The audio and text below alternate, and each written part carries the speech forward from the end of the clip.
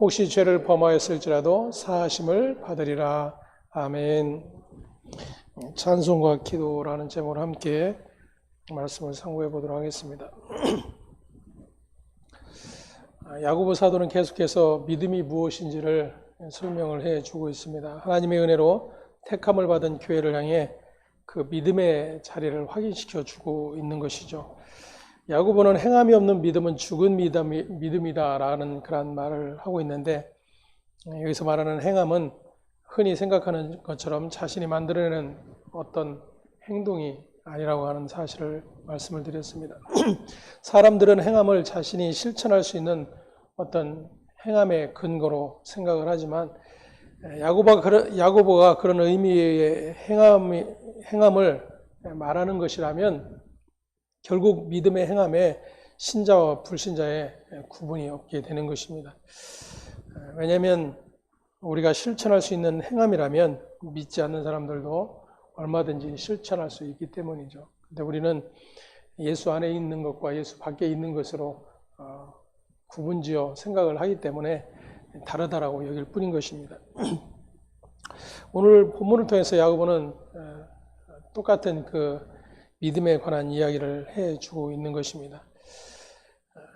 13절에 보면 너희 중에 고난 당하는 자가 있느냐? 저는 기도할 것이요. 즐거워하는 자가 있느냐? 그는 찬송할지니라. 이렇게 말씀을 하고 있습니다. 너무나도 우리에게는 익숙한 이야기죠. 당연한 이야기고 마땅한 이야기입니다. 고난 당하면 기도하고 즐거우면 찬송하는 것은 신자에게 있어서 굳이 강요하지 않아도 자연스럽게 일어나는 그런 현상이죠.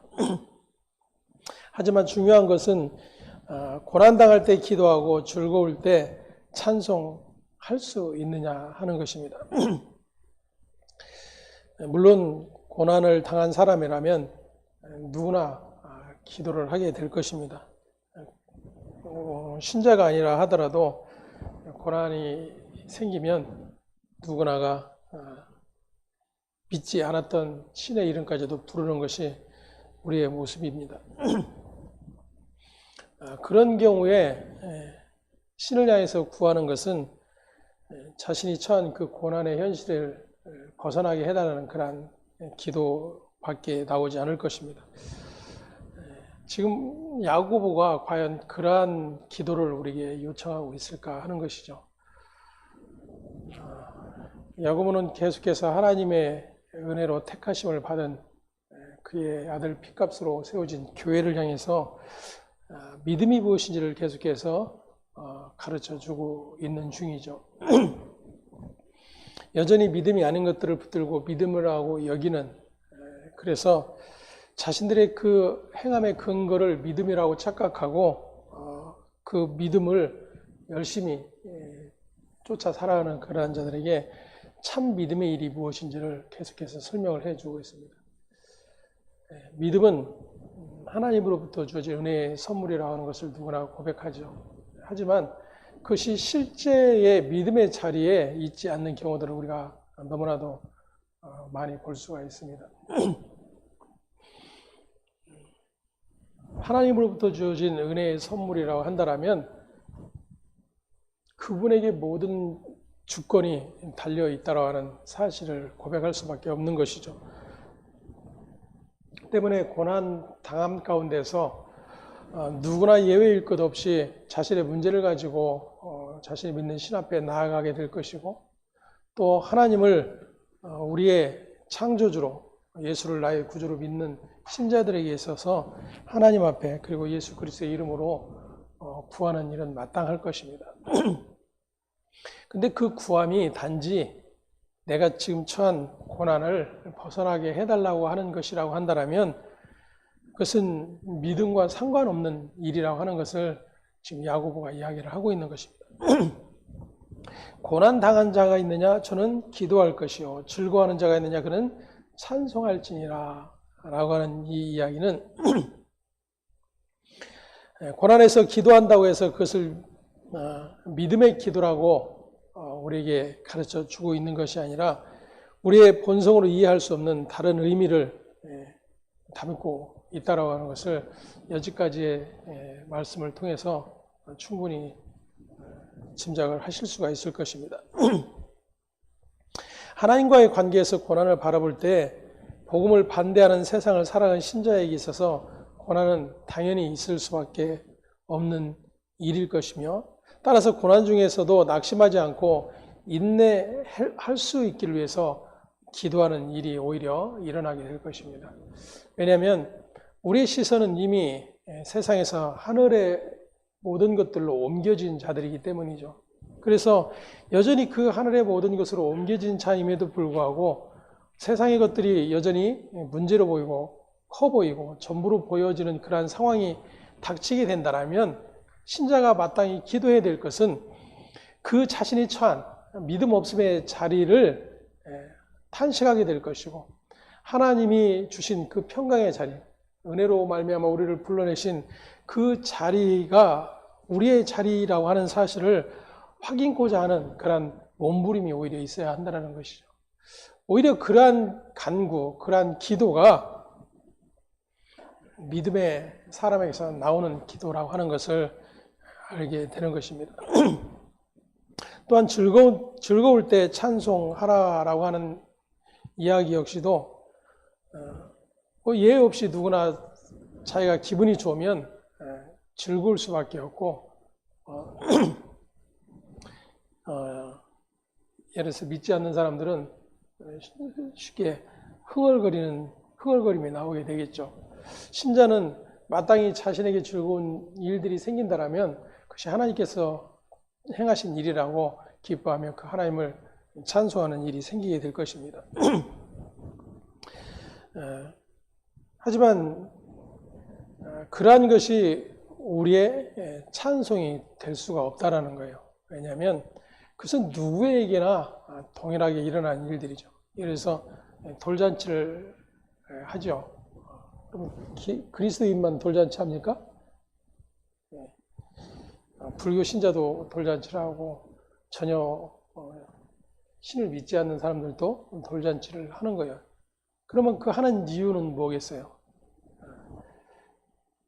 그래도 1년이 될 때까지 아무 탈 없이 건강하게 잘 커줘서 그리고 잘 지켜줘서 고맙다라고 감사하면서 그 기쁨을 함께 나누는 것이죠.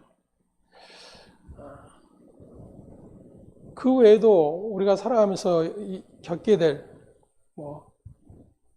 해마다 우리가 개인에게 돌아오는 생일이라든지 어떤 합격하는 일이라든지 회사에서 승진하는 일이라든지 모두가 자기를 축하할 만한 그러한 일들이 자신에게 즐거움이 되는 것입니다. 그렇지 않으면 그것이 즐거움이 아닌 것이죠. 그래서 자기를 축하할 어떤 일이 되지 않으면 그것은 누구에게도 즐거움이 될 수가 없습니다. 그러니까 인간에게서 나오는 즐거움, 그리고 그것으로 인한 예를 들어서 자신이 믿는 신에 대한 찬송, 감사 이런 것들은 그 대상인 신의 어떠한 일에 국한된 것이 아니라 자신에게 지금 즐거움과 유익과 행복이 되는 일들이 일어났기 때문인 것이죠. 하지만 주를 찬송한다라고 하는 것은 그러한 것들에 전혀 구애를 받지 않는 일이 되는 것입니다. 골로새서 3장으로 한번 우리 가보겠습니다.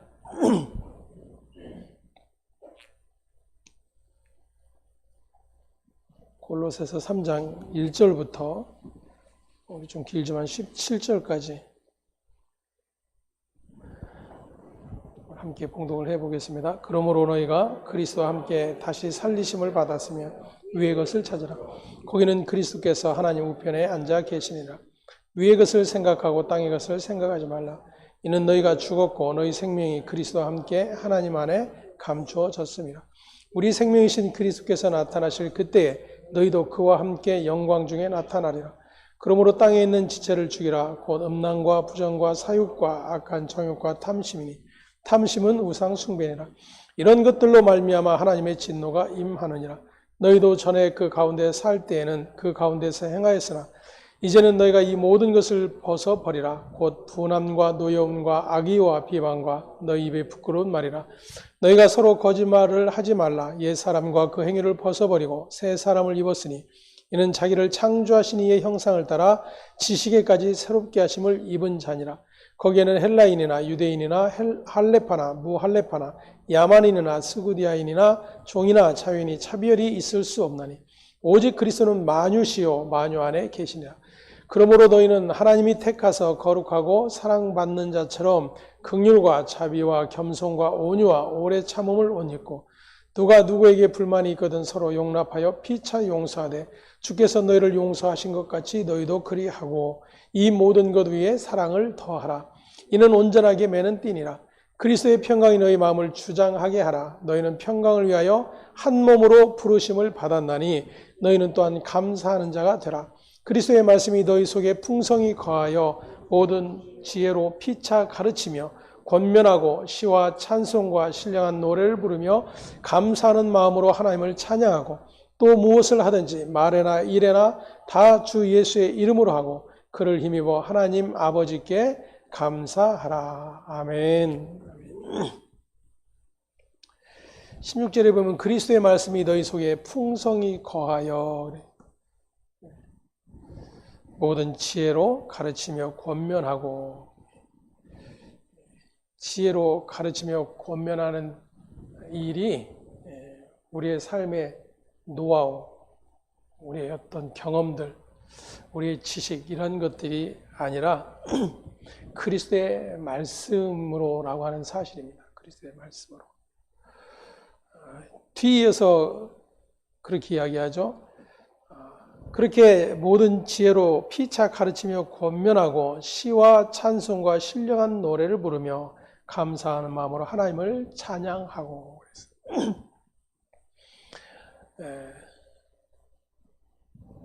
찬송이 무엇인가를 여기서도 이제 확인을 할 수가 있는데, 하나님께서 행하신 모든 일들이죠. 하나님께서 행하신 모든 일들이라고 하는 것은 우리에게 있어서는 이 구분이 없는 거예요. 구분이. 세상 사람들의 감사는 나에게 어떤 좋은 일이 일어났을 때 감사하고 즐거움이 되고 기쁨이 되는 거예요. 하지만 신자에게 있어서 즐거움과 찬송은 그런 어떤 조건들이 갖추어져서가 아니라는 것이죠. 무엇 때문에? 하나님으로 말미암아. 그리고 그분 때문에, 하나님 때문에. 그래서 하나님 때문에 기쁘고 즐거움이라고 하는 것은 우리의 즐거움과 슬픔의 구분이 없어지는 거예요. 그게 신자에게 주어진 삶입니다. 그런데 이 같은 일들이 어떻게 일어날 수가 있는가 하는 거예요. 어떻게 일어날 수 있는가. 우리의 이 감정과 우리의 이 인생의 조건으로 본다면 일어날 수 없는 일이잖아요. 일어날 수 없는 일이에요. 그래서 내가 상대방에게 모욕을 당하면 언짢아하고 기분 나쁜 소리를 들으면 우울해지는 게 누구나 예외일 수가 없어요. 이 감정이 없다면 모를까? 감정을 가지고 있는 사람이라면 누구나가 예외일 수가 없는 거예요. 아까 우리 권사님 잠깐 말씀하셨지만 서운한 건 서운한 거예요. 아무리 부부관계라도 부모 자식 간에도 마찬가지예요. 작은 것 하나 가지고도 뭘 저런 거 가지고 저럴까라고 할 수 있는 그런 일처럼 보여지는데 당사자에게는 아픔이 될 수 있고 고통의 일이 될 수가 있다는 것입니다. 그것은 누구나가 예외일 수가 없는 거예요. 그렇기 때문에 우리의 어떤 감정적인 일들, 우리에게 일어난 어떤 누구나 느낄 수 있는 어떤 즐거움, 고통, 괴로움 이러한 것들로 구분되어진다면 구분점이 없는 거예요. 신자와 비신자 간의 구분점이 없어지는 것입니다. 그러면 성경이 말하는 구분점이 무언가 하는 거예요. 그 중심에는 언제나 하나님이 계시고 예수 그리스도가 계신 거예요. 하나님이 기준이 되시고 예수 그리스도가 기준이 되어진다는 거예요. 그 기준에서 하나님의 은혜 안에 있는 자들과 은혜 밖에 있는 자들이 구분이 되는 것이죠. 동일한 사건과 동일한 상황일지라도 전혀 다른 상황이 펼쳐지게 되는 것입니다.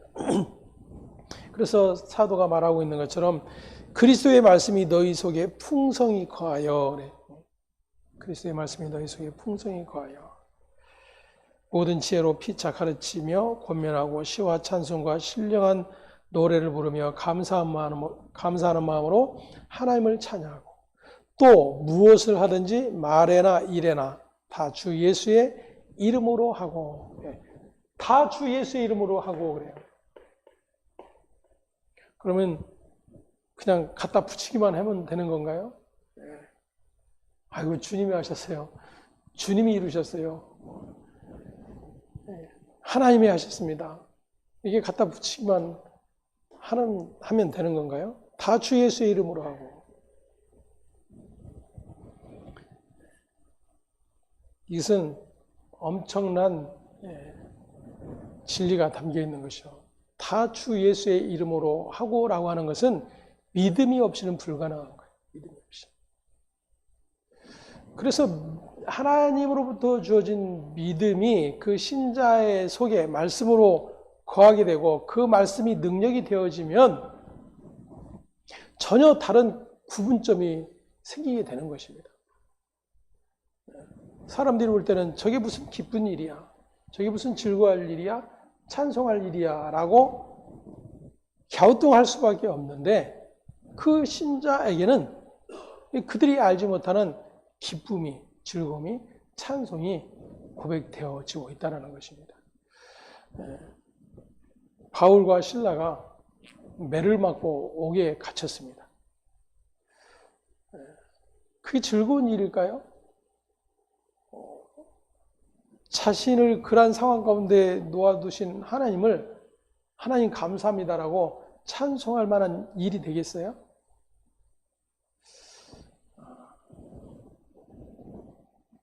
세상은 잠깐 이게 말씨 같구나, 정신줄 놓았구나 라고 생각을 할 수도 있을 거예요. 왜냐하면 도저히 이해할 수 없는 일이거든요. 그런데 하나님의 은혜의 부르심을 받고 그 은혜 안에 거하게 된 이 바울과 실라는 그 자신의 그러한 상황과 처지, 감옥에 갇히고 매를 맞게 된 그 모든 일들이 자신에게 슬픔이 되지 않는 거예요. 우리가 하나님의 은혜 속에서 그분의 주권에 붙드심 아래 있음을 여전히 보게 되는 일이 일어나게 되는 것입니다. 그래서 그는 그 감옥에서도 찬송하고 있었던 것입니다. 이것이 지금 바울이 이야기하고 있는 내용인 것이요. 또 무엇을 하든지 말에나 일하나 다 주 예수의 이름으로 하고, 다 주 예수의 이름으로 하고. 하나님께 감사하는 근거는 그를 힘입어요. 그를 힘입어.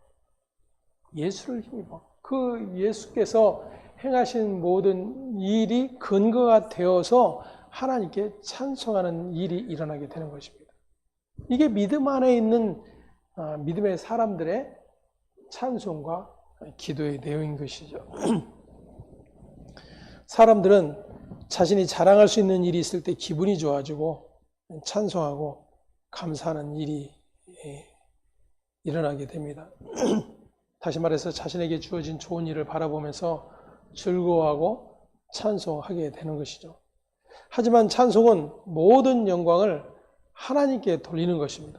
따라서 즐거울 때 찬송하라는 것도 단지 즐거운 일로 인해서 찬송하는 것을 뜻하는 것이 아니라 모든 일이 하나님께로부터 온 것임을 생각하고 찬송하라는 그러한 이야기가 되는 것이죠. 때문에 그러한 찬송은 좋은 일에서도 교만하지 않게 하고 다만 하나님을 바라보는 낮은 자리로 나아가게 하는 일이 일어나는 것입니다. 때문에 즐거워하는 자에게 찬송하라고 하는 것은 즐거운 일로 인해 교만에 빠지지 않도록 모든 일들이 하나님께로부터 온 것임을 잊지 말라는 그러한 의미로 해석을 할 수가 있는 것입니다. 유대 그리스도인들, 그 유대교 신앙의 근거를 둔 그러한 자들은 하나님께 감사하는 일은 정해져 있어요. 그래서 유대인들의 감사,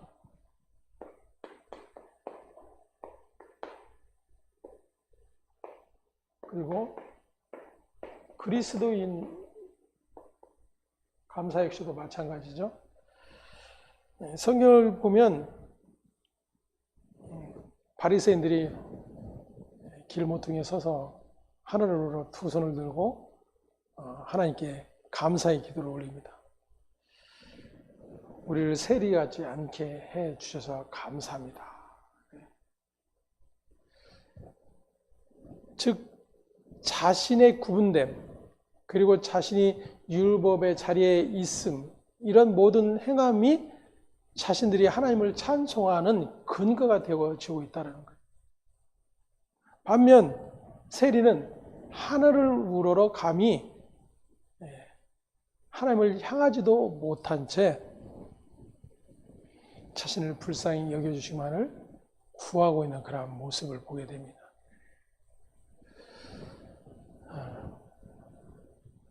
감사가 무엇일까요? 하나님께서 나를 이렇게 만들어주셔서, 나에게 이런 복을 주셔서, 이렇게 건강을 주셔서, 나에게 이러한 좋은 환경을 주셔서, 그러한 감사들은 얼마든지 있습니다. 성도들이 교회에서도 감사 헌금, 교회 감사 헌금이 있잖아요. 항목이.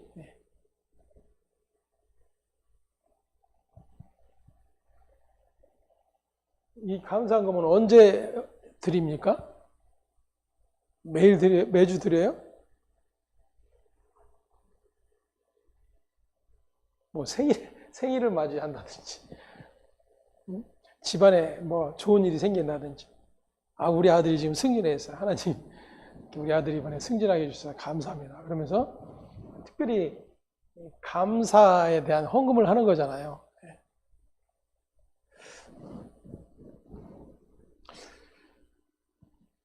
우리 작은 아들 커피숍 문을 닫으면서 하나님 은혜에 대한 감사헌금을 했으면 좋겠어요. 망했다라고 감사헌금 하시는 분들은 제가 보지를 못했어요. 내가 사고를 당해서 입원했다고 하나님 감사합니다. 이런 헌금은 들어본 적이 없어요. 왜냐하면 우리의 감사는 다 조건이기 때문에 나에게 어떤 일이 일어났는가. 어쩌면 이것은 우리의 감사가 참 많이 왜곡되어 있다라고 하는 것을 확인할 수 있는 일이 되는 거죠. 이러한 감사는 누구나 할 수 있는 거예요, 여러분. 누구나. 불교 신자도 할 수 있고,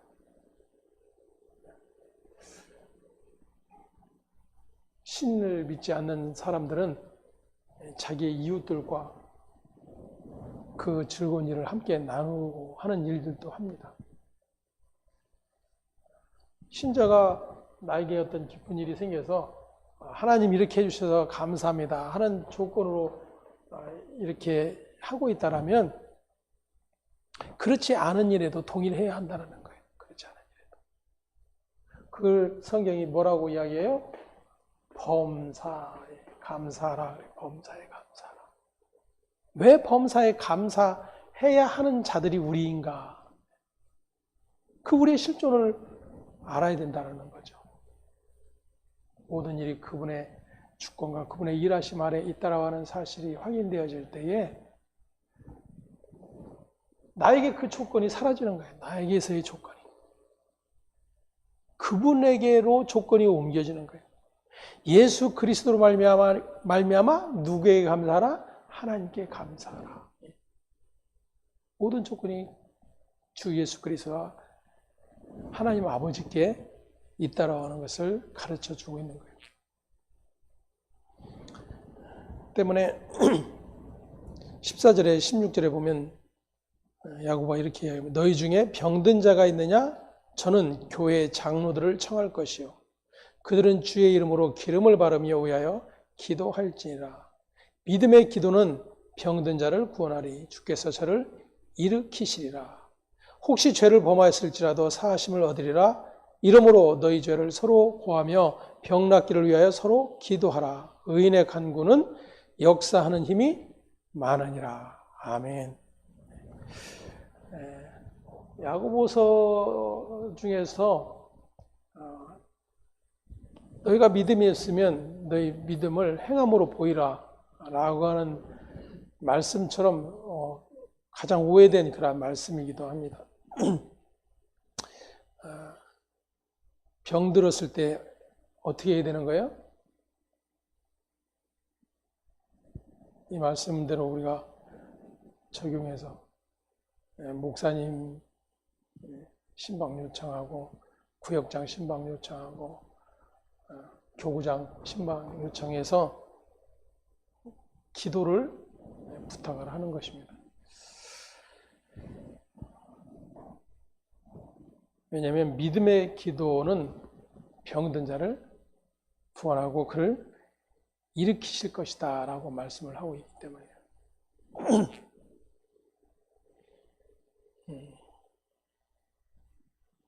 병이 들었을 때 교회 장로들을 청하라고 하는 것은 당시 교회 장로들에게 신유의 은사가 많아서가 아닙니다. 또한 장로는 교회 어른이고 믿음이 좋으니까 장로가 기도하면 병이 빨리 나을 것이다 라는 그런 뜻도 아닙니다.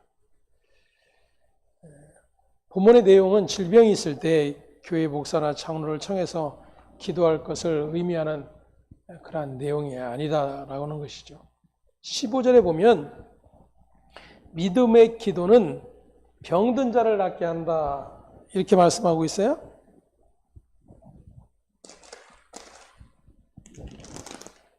뭐라고 기록을 하고 있습니까? 병든 자를 구원하리니 그래요. 구원하리니. 그러니까 지금 야고보는 무엇과 연결시키느냐면 구원의 문제와 연결시키고 있다라는 거예요.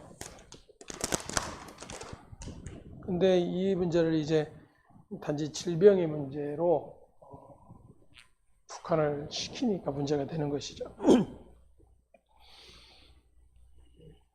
16절에서 이러므로 너희 죄를 서로 고하며 병 낫기를 위하여 서로 기도하라. 의인의 간구는 역사하는 힘이 많으니라 이렇게 말씀을 하고 있습니다.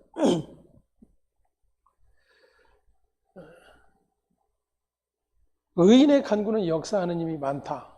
그리고 앞에 구절을 연결해서 이해하기를 믿음의 기도는 병든 자를 일으킨다. 그래서 영빨이 있는 기도빨 강한 그런 분들을 모시기를 원하는 거죠. 왜냐하면 그렇게 치료될 거라고 여기기 때문인 거예요.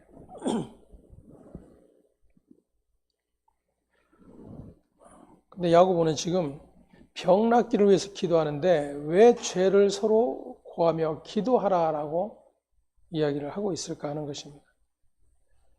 당시의 병은 죄로부터 주어진 것이라는 생각들을 가지고 있었어요. 특히나 유대인들에게 있어서 이것은 질병에 관한 것들은 무엇으로 연결시켰냐면 죄로 연결을 시켰어요.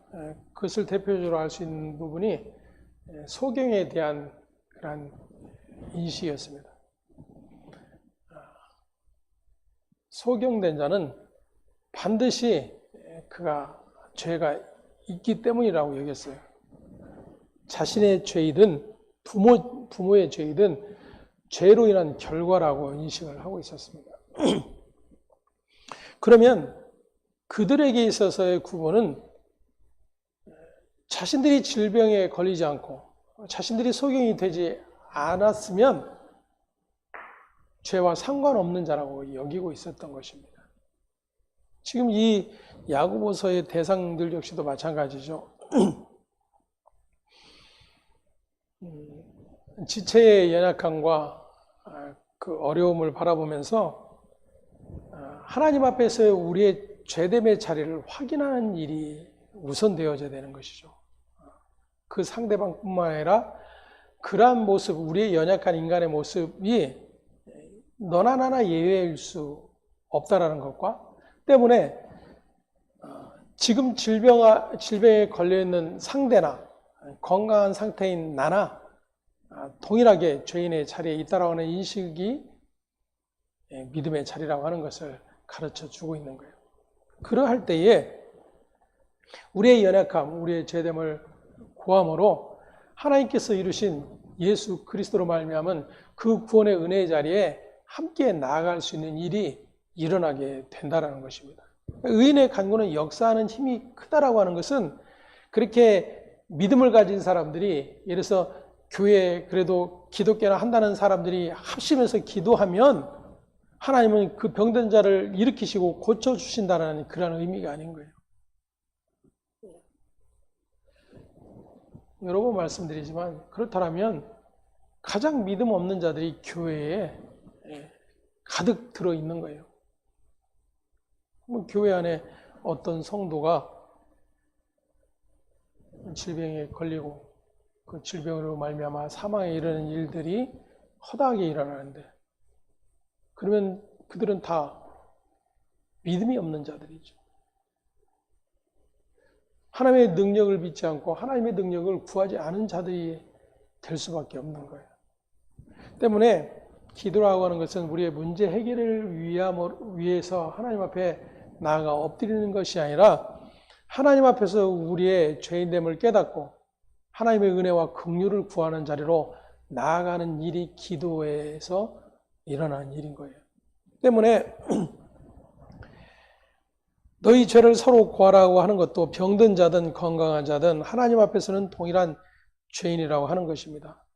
믿음은 교회를 그러한 관계로 이루어 가고 있는 것입니다. 병의 문제만 아니라 부자와 가난한 자가, 또 배운 자나 못 배운 자나, 어떠한 차별도 예수 그리스도 안에서는 의미가 없어지게 되는 것입니다. 그것이 진정한 믿음의 관계이며 그것이 교회라고 하는 것입니다. 그래서 교회 장로를 청하라고 하는 것은, 장로가 기도하는 것은 한 개인의 기도가 아니라 교회가 기도하는 것과 같은 의미를 담고 있는 것입니다. 그리스도의 몸된 지체로서 한 몸된 그러한 자들, 그러한 인식 가운데 하나님께서 일으키시는 그 구원의 은혜와 비밀이 무엇인지를 믿음 안에서 확인하는 그러한 자료로 나아가는 일들이 일어나야 된다라고 말하고 있는 거예요. 왜냐하면 지금 야고보서를 받는 대상들이 여전히 그렇게 하나님의 아들 예수 그리스도로 말미암아 한 몸으로 이루어 주신 그 교회됨이 무엇인지를 또다시 잊어버리고 있는 그러한 상태에 있기 때문입니다. 오늘날 교회에 병든 신자가 있으면 당연히 병 낫기로 해서 열심히 기도해야 함이 마땅합니다. 하지만 대개는 기도하기 위한 기도일 뿐이라고 하는 사실을 부인할 수가 없습니다. 병든 자를 바라보면서 인간은 병들 수밖에 없는 죄인된 존재라고 하는 사실을 깨달으며 그가 지금 겪고 있는 그런 모든 고통이 바로 나에게도 동일한 문제라고 하는 사실을 인식할 수 있어야 되는 거예요. 내가 그 질병에 처해 있지 않아도 그렇게 나는 죄로 말미암아 그보다 더한 상태에 이를 수 있는 자, 아니 하나님의 영원한 심판에 이를 수밖에 없는 그러한 자라고 하는 사실들이 확인이 되고, 그럼에도 불구하고 하나님의 은혜로 아들 예수 그리스도의 피값으로 불러내어 하나님의 은혜의 영광을 찬송하는 자로 불러내심에 대한 그 감사와 그 찬송과 그 기쁨이 주어진 자들이 바로 하나님의 백성된 교회라고 하는 사실을 또다시 일깨워주고 있는 것입니다. 때문에 의인의 강구는 역사하는 힘이 많다라고 하는 것은 바로 의인이란 예수 그리스도의 은혜를 전적으로 의지하고 믿는 자를 가리키고 있는 것이죠. 그러한 자는 하나님의 약속을 바라보고 기도하게 되는 것입니다. 그리고 그 기도는 반드시 응답이 된다는 거예요. 그러니까 그 문제 해결이 된다는 것이 아니라 하나님의 아들 예수 그리스도 안에 있는 그 믿음 안에서 그 믿음으로 더욱더 견고해져 가는 그러한 일들이 일어날 수밖에 없다라고 하는 사실을 가르쳐 주고 있는 것입니다. 때문에 저와 여러분들의 찬송과 기도, 이것이 신자에게 있어서는 뗄래야 뗄 수 없는 불가분리의 그러한 관계에 있는 일이지만, 세상이 말하는 찬송, 즐거움, 기쁨, 감사 이런 것이 아니라 하나님의 아들 예수 그리스도로 말미암아 주어진 그 은혜의 자리에서 하나님께서 주신 모든 것들에 대한 감사와 찬송이 고백되어지는 그런 믿음의 자리를 우리에게 가르쳐주고 있다는 것입니다. 이 같은 은혜가 다시 한번 저와 여러분들의 있기를 소망하고, 우리가 이 기도에 대한 부분들을 계속해서 살펴보면서 우리의 기도를 멈추는 일들이 많이 생겼을 거예요. 전에 작은 아들이 그런 이야기를 하더라고요. 그러면 도대체 어떻게 하라는 거냐고, 기도를 해야 되는 거냐고 말아야 되는 거냐고.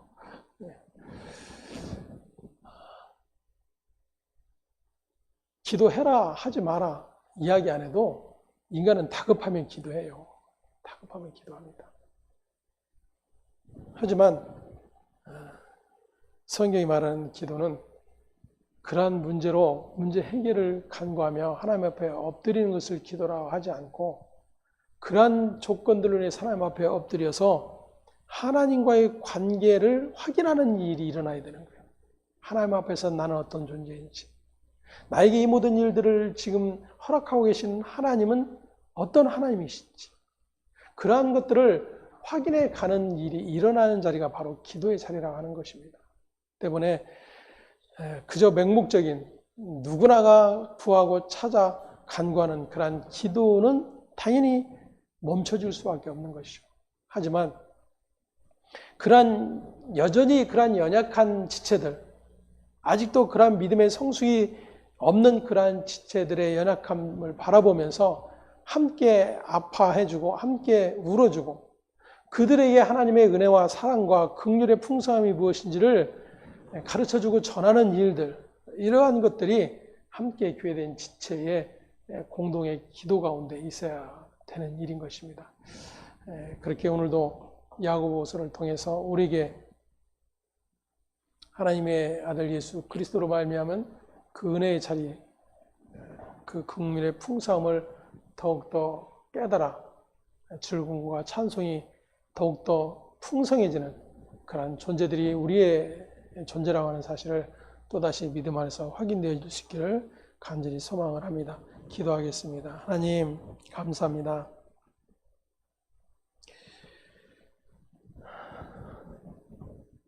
의인의 간구는 역사하는 힘이 많다라고 말씀하신 것처럼 예수 그리스도의 은혜만을 전적으로 의지하고 그 모든 주권 앞에 엎드리는 자, 그가 하나님을 향한 감사와 찬송이 고백되어질 수밖에 없음을 또다시 보게 하여 주시니 감사를 드립니다.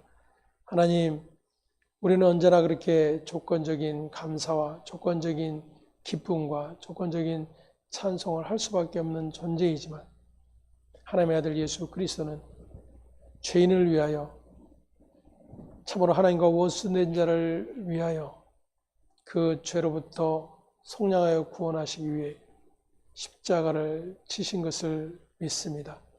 하나님, 그 믿음의 자리에서 우리를 보게 하시고 하나님의 아들 예수 그리스도의 일을 보게 하시고 아들을 이 땅 가운데 보내신 하나님의 일을 볼 수 있게 은총을 베풀어 주시옵소서. 그게 날마다 주의 진리의 말씀으로 우리의 눈과 마음과 귀를 열어주셔서 참으로 주께서 우리 안에 두신 그 은총과 그 은혜가 날마다 우리의 감사와 찬송으로 고백되어 줄 수 있도록 하나님께서 은혜 베풀어 주시옵소서. 감사와 찬송이 오직 아버지께 있음을 고백하며 우리 주 되신 예수 그리스도의 이름으로 기도합니다. 아멘. 하늘에 계신 우리 아버지여,